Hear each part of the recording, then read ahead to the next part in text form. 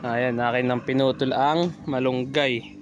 Ano haba mula dyan hanggang dun. Yan, dito ko to pinutol dyan, oh.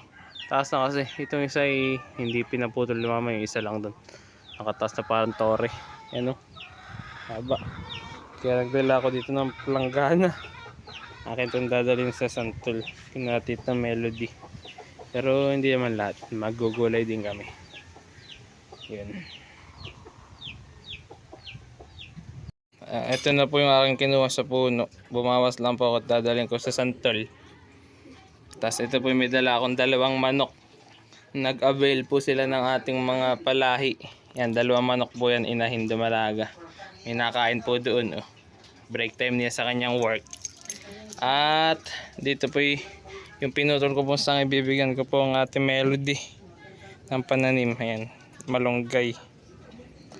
So let's go. Init, ano? Ang init. Kaya ako ay naka long sleevean. Masyadong mainit.